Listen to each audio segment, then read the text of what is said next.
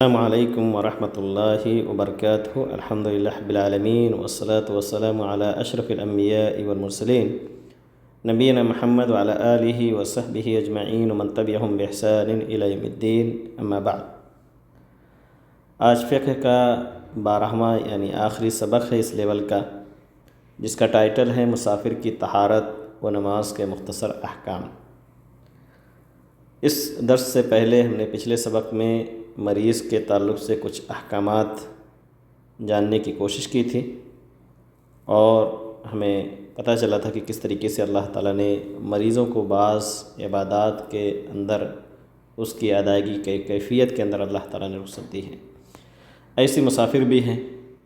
بلکہ اللہ رب العالمین نے اسلام کے اندر ایک چیپٹر رکھا ہے عذر والوں کے لیے۔ اہل الاعذار انہیں کہا جاتا ہے۔ فقہی کتابوں کے اندر اگر آپ دیکھیں گے تو فقہا اپنے کتابوں کے اندر عذر والوں کے لیے خاص باب ذکر کر کے اور اس کے ضمن میں احادیث لے کر کے آتے ہیں۔ ان اہل الاعذار میں سے مریض بھی ہے، مسافر بھی ہے، اور ایک تیسرا شخص ہے جو خوف زدہ ہے، یعنی خوف بھی اگر ہو تو بھی اللہ رب العالمین نے کچھ رخصتیں دی ہے، جیسا کہ صلاۃ الخوف کا جب آپ بیان پڑھیں گے تو پتہ چلے گا کہ اس نماز کی کیفیت بھی الگ ہے بنسبت عام شخص کی نماز کی۔ آج ہمارا چونکہ باب ہے مسافر کی طہارت و نماز کے مختصر احکام کے تعلق سے، تو اس پر ہم گفتگو کر لیتے ہیں۔ مسافر کی طہارت بالکل ایسے ہی ہے جیسے مریض کے طہارت کا طریقہ ہے۔ مریض کے لیے جس طریقے سے اگر پانی استعمال کرنا ممکن ہو تو وہ پانی استعمال کرے گا، اور اس کے ذریعے سے وضو اور غسل کرے گا اگر غسل کی ضرورت ہے، ورنہ وضو کے ذریعے سے پھر وہ عبادت کو انجام دے گا۔ ایسے ہی مسافر کے لیے اگر پاسبل ہے کہ وہ پانی اس کے لیے میسر ہو، پانی کے ذریعے سے طہارت حاصل کر سکتا ہے تو پانی کا استعمال کرے گا، ورنہ پاک مٹی کے ذریعے سے تیمم کرے گا، جس طریقے سے مریض کرے گا۔ نماز کے تعلق سے بھی اللہ رب العالمین نے کچھ مسافر کو رخصت دی ہے۔ مثال کے طور پر اللہ تعالیٰ نے سورہ نساء کے اندر ذکر کیا ہے، قرآن کی آیت ہے، اللہ تعالیٰ کہتا ہے اعوذ باللہ من الشیطان الرجیم بسم اللہ الرحمن الرحیم وَإِذَا ضَرَبْتُمْ فِي الْأَرْضِ فَلَيْسَ عَلَيْكُمْ جُنَاحٌ أَن تَقْصُرُوا مِنَ الصَّلَاةِ إِنْ خِفْتُمْ أَن يَفْتِنَكُمُ الَّذِينَ كَفَرُوا إِنَّ الْكَافِرِينَ كَانُوا لَكُمْ عَدُوًّا مُّبِينًا۔ یہ 101 نمبر آیت ہے سورہ نساء کی۔ اللہ تعالیٰ کہتا ہے کہ جب زمین میں سفر کرو تو تمہارے اوپر کوئی حرج نہیں ہے کہ نماز کو قصر کرو اگر تمہیں کافروں کا خوف ہو، یقیناً کافر تمہارے لیے تمہارے کھلے ہوئے دشمن ہیں۔ حضرت عمر بن خطاب رضی اللہ تعالیٰ عنہ کی حدیث اس آیت کی تفسیر میں تھوڑی سی اور مزید وضاحت کرتی ہے۔ وہ یہ ہے کہ حضرت یعلا ابن امیہ رضی اللہ عنہ کہتے ہیں، میں نے حضرت عمر بن خطاب رضی اللہ تعالیٰ عنہ سے سوال کیا کہ اللہ تعالیٰ نے جو اس آیت کے اندر کہا ہے کہ فَلَيْسَ عَلَيْكُمْ جُنَاحٌ أَن تَقْصُرُوا مِنَ الصَّلَاةِ إِنْ خِفْتُمْ أَن يَفْتِنَكُمُ الَّذِينَ كَفَرُوا، یعنی اگر کافروں کا خوف ہو تو تمہارے اوپر کوئی گناہ نہیں ہے کہ نماز کو قصر کرو۔ تو انہوں نے کہا کہ اب تو لوگ امن و امان میں ہو گئے ہیں، کیونکہ مکہ فتح ہونے کے بعد اور خاص طور سے اللہ کے رسول کے وفات کے بعد تو اور بھی امن و امان قائم ہو گیا، اور حجۃ الوداع کے موقع پر اگر دیکھا جائے تو 1 لاکھ سے زائد صحابہ کرام نے آپ کے ساتھ حج کیا، اور ہم یہ کہہ سکتے ہیں کہ اکثر عرب اسلام میں داخل ہو چکے تھے اس وقت۔ تو کہتے ہیں حضرت عمر رضی اللہ تعالیٰ کہتے ہیں کہ آپ کو جیسے تعجب ہوا ہے مجھے بھی ایسے ہی تعجب ہوا تھا اس قید کی وجہ سے قرآن مجید کی آیت میں۔ تو میں نے رسول اللہ صلی اللہ علیہ وسلم سے سوال کیا اس کے بارے میں، تو آپ نے فرمایا صدقۃ تصدق اللہ بہا علیکم فاقبلوا صدقتہ۔ یہ صحیح مسلم کی حدیث ہے، 686 نمبر حدیث ہے کہ اللہ کے رسول صلی اللہ علیہ وسلم نے فرمایا کہ یہ اللہ تعالیٰ کی طرف سے صدقہ ہے، لہذا اللہ تعالیٰ کے صدقے کو قبول کرو۔ اللہ رب العالمین نے جو بھی رخصت کے احکام ہیں ہمیں اور آپ کو بتلائے ہیں، ان رخصتوں کو بھی اللہ تعالیٰ ایسے ہی پسند کرتا ہے جیسے فرائض کو پسند کرتا ہے۔ چنانچہ اللہ کے رسول صلی اللہ علیہ وسلم کی حدیث ہے مسند احمد کی، جس کے کئی الفاظ ہیں، ان میں سے ایک لفظ یہ بھی ہے، اللہ کے رسول فرماتے ہیں کہ ان اللہ تعالیٰ یحب ان تؤتی رخصہ کما یکرہ ان تؤتی معصیتہ، کہ اللہ رب العالمین رخصتوں کو ایسے ہی پسند کرتا ہے جیسے معصیت کو ناپسند کرتا ہے۔ تو اللہ تعالیٰ جس طریقے سے نہیں چاہتا کہ اس کے گناہ کو انجام دیا جائے، ایسے ہی اللہ رب العالمین محبت کرتا ہے کہ ان کے رخصتوں کو اپنایا جائے، یعنی جیسے گناہ سے نفرت کرتا ہے ایسے رخصتوں کو اپنانے سے محبت بھی اللہ رب العالمین کرتا ہے۔ بلکہ ایک دوسری حدیث ہے جس میں نبی نے فرمایا کہ اللہ تعالیٰ ایسے ہی رخصتوں کو چاہتا ہے جیسے عزائم یعنی فرائض اور واجبات کو چاہتا ہے۔ اس کے علاوہ قرآن مجید کے اندر بھی اللہ رب العالمین نے ذکر کیا ہے کہ اللہ تعالیٰ آسانیاں چاہتا ہے، اللہ تعالیٰ تنگ کرنا نہیں چاہتا ہمیں اور آپ کو۔ تو یہ دین جو آخری دین ہے روئے زمین پر، یہ احکام جو ہے، یہ شریعت اسلامیہ جو ہمیں ملی ہے نبی کے ذریعے سے، یہ آخری شریعت ہے۔ اب قیامت تک کے لیے کوئی اور شریعت نہیں اترے گی، کوئی نبی نہیں آئے گا، کوئی کتاب نہیں اللہ رب العالمین کی طرف سے نازل ہوگی۔ تو اللہ رب العالمین نے اسی لیے اس دین کے اندر جو احکامات بنائے وہ ہر دور کے لیے، ہر حالت کے لیے بہت ہی مناسب اور بہت ہی سیٹویبل طریقے سے اللہ رب العالمین نے احکامات کو مرتب کیا ہے۔ اس میں کسی بھی طرح کے کسی چینجنگ کی کوئی ضرورت ہی نہیں پڑے گی قیامت تک آنے والے انسانوں کے لیے۔ اس طریقے سے اللہ رب العالمین نے اس دین کے احکامات کو بیان کیا ہے، اور فقہا نے اس طرح کے آیات کی روشنی میں یرید اللہ بکم اليسر ولا یرید بکم العسر کے، اور اس طریقے سے اور جو احادیث ہیں ان کے انہی کی روشنی میں ایک قاعدہ ہی باقاعدہ فقہا نے بنا دیا ہے کہ المشقۃ تجلب التیسیر، کہ جب بھی مشقت ہوگی اسلام کے کسی بھی باب کے انجام دینے میں، کسی بھی حکم کو اپنانے میں، تو وہاں پر اللہ رب العالمین آسانی ہی چاہتا ہے، تو وہ خود بخود جو ہے آسانی اختیار کرنا آپ کے لیے درست ہو جائے گا، کیونکہ اللہ رب العالمین نے اصول ہی بنا دیا اس دین کے اندر۔ تو مسافر بھی بسا اوقات، سفر ایک طریقے سے اگر کہا جائے بعض احادیث کی روشنی میں عذاب کا ایک ٹکڑا ہے، چاہے وہ سفر کے حالات یا سفر کے وسائل گرچہ بدل گئے ہیں، لیکن سفر سفر ہی ہوتا ہے۔ تو اللہ رب العالمین نے نمازوں کے قصر کرنے کی رخصت دی ہے سفر کے حالت میں۔ نمازوں کو قصر کرنے کا مفہوم یہ ہے کہ 4 رکعت والی نمازوں کو 2 رکعت کر کے ادا کیا جائے، اور اسی طریقے سے مسافر کی ایک رخصت یہ بھی ہے۔ تو 4 نماز والی جو 4 رکعت والی نماز ہے وہ ظہر کی ہے، عصر کی اور عشاء کی نماز ہے۔ مغرب اور فجر کو اپنے اصل حالت میں ہی ادا کرنا رہے گا، لیکن ظہر، عصر اور عشاء کی نماز کو 4 کے بجائے 2 رکعت پڑھنا رخصت ہے۔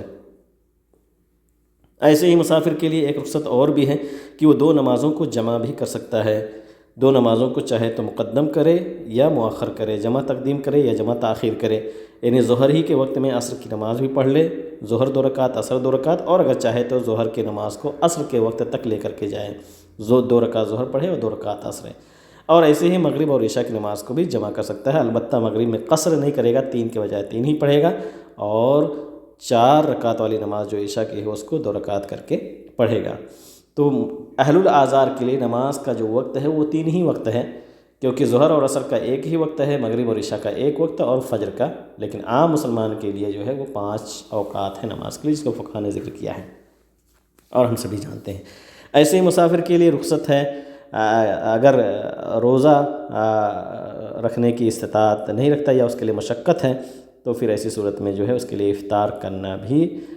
جائز ہے، البتہ بعد میں اس کی قضا کرے گا۔ مسافر کے لیے ایسے ہی رخصت ہے کہ وہ اپنے موضوع پر 3 دن اور 3 رات تک جو ہے مسح کر سکتا ہے، جبکہ مقیم آدمی صرف 24 گھنٹے یعنی 1 دن 1 رات مسح کر سکتا ہے۔ ایسے ہی سفر کے حالت میں جمعہ کی نماز ساقط ہو جاتی ہے، اگر وہ سفر کے دوران ہے تو مکمل طور سے ساقط ہے، اور یعنی جمعہ کے بدلے میں وہ ظہر کی نماز ہی پڑھے گا، لیکن اگر جا کر کے کہیں ٹھہر جاتا ہے، اقامت اختیار کر لیتا ہے، تو ایسی صورت میں اگر وہ مسجد میں نہیں جاتا جمعہ کے دوران، تو اس کے اوپر وہ جمعہ کی نماز فرض نہیں ہوتی، وہ ظہر کی نماز اپنے روم میں پڑھ سکتا ہے۔ ایسے ہی جماعت بھی اس کے اوپر فرض نہیں ہے، لیکن اگر مسجد میں جائے گا تو پھر جماعت کے ساتھ ہی نماز پڑھے گا۔ اس طریقے سے اللہ رب العالمین نے اور بھی رخصتیں دی ہیں۔ یہاں پر ایک سوال پیدا ہوتا ہے جو ہم سب کے ذہن میں شاید آ چکا ہوگا، یہ سوال کہ سفر کس کو کہا جائے، اور کتنی مقدار کی مسافت اگر ایک مسافر سفر کر لے تب وہ ان رخصتوں کو اپنا سکتا ہے، اس کی مقدار کیا ہے، 40 کلومیٹر، 80 کلومیٹر، یا کیا راجح اور صحیح قول اس تعلق سے ہے۔ تو اس باب میں آپ کو بتلا دوں کہ صحیح اور راجح قول جو ہے اس باب کے اندر یہی ہے کہ ہر وہ سفر جو بھی عرف عام میں جسے سفر کہا جاتا ہے، اگر اپنے آدمی اپنے شہر کو چھوڑ کر کے باہر نکل جاتا ہے تو وہ ان رخصتوں کو اپنانے کا اہل ہو جائے گا۔ یہی صحیح اور راجح قول بھی ہے، اور اس قول کی طرف علماء کی ایک بڑی تعداد بھی گئی ہے۔ یہی ظاہریہ کا مذہب بھی ہے، بعض حنابلہ کے بھی ہے، علامہ ابن قدامہ نے اسے کو اختیار کیا، شیخ الاسلام ابن تیمیہ، ابن قیم نے، امام شوکانی، امام شنقیطی، اور اس دور کے شیخ ابن عثیمین اور شیخ البانی رحمۃ اللہ علیہ نے بھی اسی کو منتخب کیا ہے۔ ان کے دلائل کیا ہیں؟ ان کے دلائل کیا؟ سب سے پہلے تو میں یہ واضح کر دوں کہ جتنے بھی اقوال اس باب میں ملتے ہیں جنہوں نے تحدید کی ہے مسافت کی 80 کلومیٹر 70 کلومیٹر، یا جنہوں نے نہیں بھی تحدید کی ہے، کسی کے پاس کوئی بھی واضح دلیل نہیں ہے، کوئی نص نہیں ہے کہ جس کی بنیاد پر کہا جائے کہ اتنی مسافت اگر طے کر لی جائے تو ایسی صورت میں نمازوں کو قصر کرنا شروع کر دیں گے، اور اگر اس سے کم ہو تو نہیں کریں گے۔ کوئی بھی صحیح دلیل نہیں ہے۔ لیکن یہ پہلا قول میں نے جو ذکر کیا ہے، اس کے تعلق سے جان لیتے ہیں کہ یہ کیوں یہ قول اختیار کیے ہوئے ہیں۔ تو ان کا کہنا ہے، سب سے پہلی دلیل ان کی یہ ہے کہ اللہ رب العالمین نے قرآن مجید کی جس آیت میں سورہ نساء کی جو بھی پڑھی گئی وَإِذَا ضَرَبْتُمْ فِي الْأَرْضِ فَلَيْسَ عَلَيْكُمْ جُنَاحٌ أَن تَقْصُرُوا مِنَ الصَّلَاةِ، اللہ تعالیٰ نے اس کے اندر کوئی بھی قید نہیں لگائی کہ یہ سفر لمبا ہو کہ مختصر ہو، نہ ہی کوئی مسافت اللہ رب العالمین نے متعین کیا۔ ایسے ہی احادیث کے اندر بھی کوئی قید نہیں بتلائی گئی ہے کہ اس سے کم اگر مسافت ہو تو نمازوں کو قصر نہیں کر سکتا ایک مسافر، اور اس سے زیادہ ہو تو قصر کر سکتا ہے۔ ایسا نہیں ہے، بالکل بھی نہیں ہے۔ بعض آثار بھی، صحیح آثار بھی ملتے ہیں، یہاں تک کہ حضرت عبداللہ بن عمر رضی اللہ تعالیٰ عنہ سے مختلف آثار ملتے ہیں۔ انہی آثار میں سے یہ بھی ہے کہ کہتے ہیں کہ میں اللہ کے رسول صلی اللہ علیہ وسلم کے ساتھ میں نے سفر کیا تو آپ سفر میں کبھی بھی 2 رکعت سے زیادہ نہیں پڑھتے تھے۔ ایسے میں نے حضرت ابوبکر، حضرت عمر، حضرت عثمان رضی اللہ تعالیٰ عنہ کے ساتھ بھی سفر کیا۔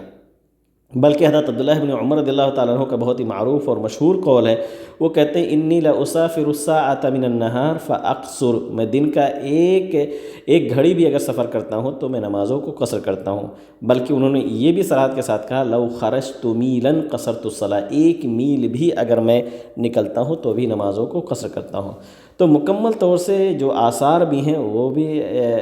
ایسے ہی ہیں کہ جس میں کوئی تحدید نہیں ملتی ہے۔ اور میں سمجھتا ہوں کہ سب سے واضح جو دلیل ہے وہ صحیح مسلم کی حدیث ہے،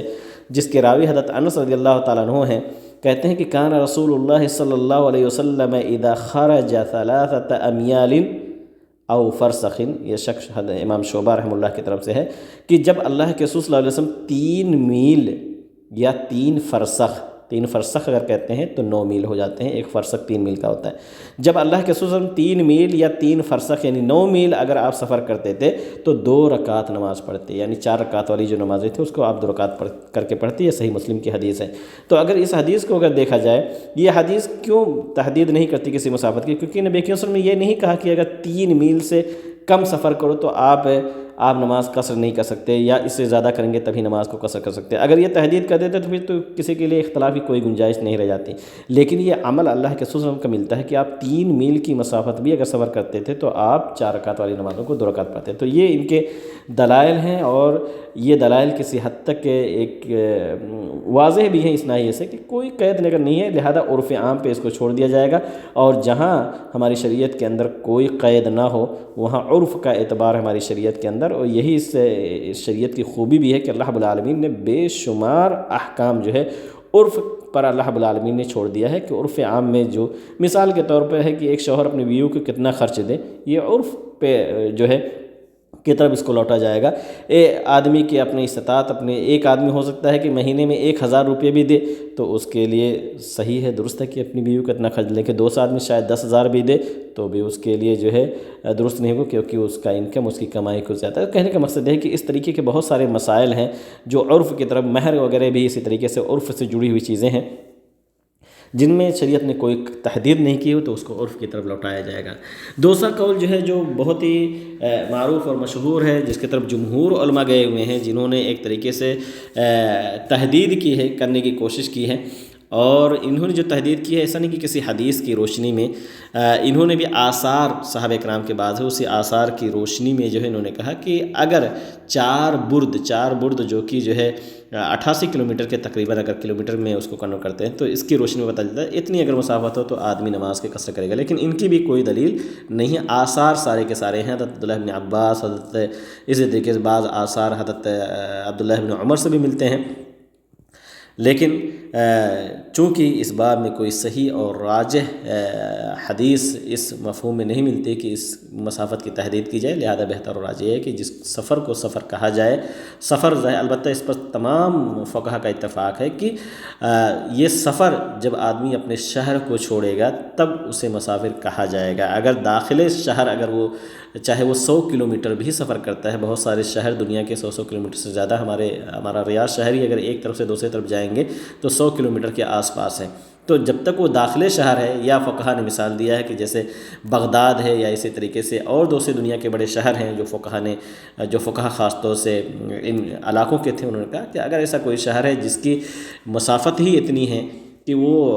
100 کلومیٹر یا اس سے زیادہ یعنی میل میں انہوں نے بیان کیا، تو بھی وہ قصر نماز کا قصر نہیں کیا جائے گا۔ لیکن جب آدمی شہر چھوڑ دے گا، شہر چھوڑنے کا مطلب ہے کہ اس کے عمارتوں سے نکل جائے گا، دوسرے شہر کی طرف وہ رخ کرتا ہے، اور سفر کی اس کی نیت ہے، یہ بھی قید ہے کہ سفر کی نیت نہیں ہے تو پھر آدمی کے لیے رخصت نہیں ہے۔ ایسی ہی ایک شرط فقہا نے یہ بھی لگائی ہے کہ سفر جو ہے وہ اطاعت کا سفر ہو، اگر معصیت کا سفر ہے تو یہ رخصتیں اس کے لیے نہیں ہے، نہ تو روزہ چھوڑنے کی رخصت ہے اور نہ ہی نمازوں کو قصر کرنے یا جمع کرنے کی رخصت ہے۔ معصیت مثال نافرمانی، ایک آدمی تاجر ہے اور وہ دوسرے شہر میں جاتا ہے لیکن اس کا کاروبار جو ہے بالکل حرمت والا ہے اور وہ سودی کاروبار کرتا ہے یا اس طرح کی چیزیں، یا کوئی آدمی اللہ رب العالمین کی معصیت ہی اختیار کرنے کے لیے دوسرے شہر جاتا ہے، تو پھر وہ ان رخصتوں سے فائدہ نہیں اٹھا پائے گا۔ ایسے ہی ایک اور مسئلہ ہے جو کہ کتنے دنوں تک کہیں پر اگر قیام کرے گا تو اس کے لیے نمازوں کو قصر کرنے کی رخصت ہے، اور اس سے زیادہ اگر ہو جائے گا تو نمازوں کو قصر نہیں کرے گا۔ اس بارے میں بھی کوئی تحدید کرنا درست نہیں ہے، کیونکہ جنہوں نے تحدید کیا ہے ان کے پاس بھی کوئی واضح دلیل نہیں ہے۔ اللہ کے رسول صلی اللہ علیہ وسلم سے صحیح احادیث سے ملتا ہے کہ آپ صلی اللہ علیہ وسلم فتح مکہ کے موقع پر 19 دن تک مکہ کے اندر رہے اور آپ نماز قصر کرتے رہے، بلکہ غزوہ تبوک میں 21 دن تک آپ سفر میں رہے، آپ نے نماز کو قصر کیا، اور بعض صحابہ کے آثار ملتے ہیں کہ وہ ایک ڈیڑھ مہینے، بلکہ بعض آثار میں 3 مہینے تک بعض صحابہ کرام گئے اور ایک وادی کے اندر پھنس گئے راستہ بند ہونے کی وجہ سے، تو 3 مہینے غالباً وہاں پر رہے اندر اور انہوں نے نمازوں کو قصر کیا۔ تو اس طریقے سے صحیح اور راجح قول اس بات میں بھی ہے کہ اگر آدمی کہیں جاتا ہے، اگر اس کے اقامت کی مدت ہو جاتی ہے، اقامت کی نیت اس کی ہو جاتی ہے، مثال کے طور پر کہیں گیا اور وہیں ٹھہرنے کے لیے گیا ہے، ایک آدمی گیا مثال کے طور پر کسی شہر میں اور کہا کہ اگر یہیں جاب مل جائے گی تو میں یہیں پر رہوں گا، تو وہ ٹھہرنے کی نیت سے ہی وہاں پر گیا ہوا ہے، تو وہ پہنچنے کے بعد ہی وہ نمازوں کو پوری پڑھے گا۔ لیکن ایک آدمی اگر علاج کے لیے گیا کسی شہر میں، پتہ ہی نہیں کہ علاج 2 دن چلے گا، 10 دن چلے گا، 20 دن چلے گا، بعض علاج کے لیے 1 مہینہ رہنا پڑتا ہے، تو پتہ ہی نہیں کہ کتنے دن اس کے اقامت کی مدت ہے، ایسی صورت میں وہ نمازوں کو قصر کرتا ہی رہے گا یہاں تک کہ اس کے اقامت کی نیت ہو جائے، تو چاہے وہ اس کا اپنا ملک ہو، اپنا شہر ہو، یا ایک جہاں پر جا کر کے وہ رہنا چاہتا ہو، جیسے ہم اور آپ اس شہر کے اندر ہیں۔ تو یہ مختصر طور پہ احکام تھے مسافر کے تعلق سے، حالانکہ بہت سارے اور بھی چھوٹے چھوٹے احکام جڑے ہوئے ہیں جو پاسبل نہیں ہے کہ اس مختصر سے ویڈیو کے اندر جمع کیا جائے، لیکن جو کچھ اس کے اندر ذکر کیا گیا، اللہ رب العالمین سے دعا کریں کہ اللہ رب العالمین ہمیں ان احکامات کو سیکھنے اور اسی کے مطابق عمل کرنے کی توفیق عطا فرمائیں۔ آخری نقطہ جو میں ذکر کر دوں کہ مسافر کے جو احکام ہیں رخصت کے، نمازوں کو قصر کرنے اور جمع کرنے کے، یہ صرف اور صرف بہتر اور افضل ہی ہے، لیکن اگر کوئی آدمی سفر کے اندر نماز کو پوری کرتا ہے،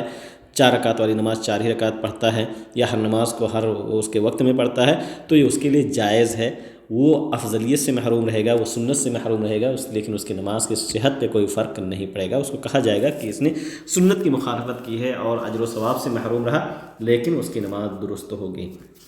تو افضل اور بہتر یہ ہے کہ اللہ رب العالمین کے رخصتوں کو اپنایا جائے۔ اللہ تعالیٰ سے دعا کریں کہ اللہ رب العالمین ہم سب کو دین سیکھنے اور اسی کے مطابق عمل کرنے کی توفیق عطا فرمائے۔ آمین۔ وآخر دعوانا الحمد للہ رب العالمین۔ السلام علیکم ورحمۃ اللہ وبرکاتہ۔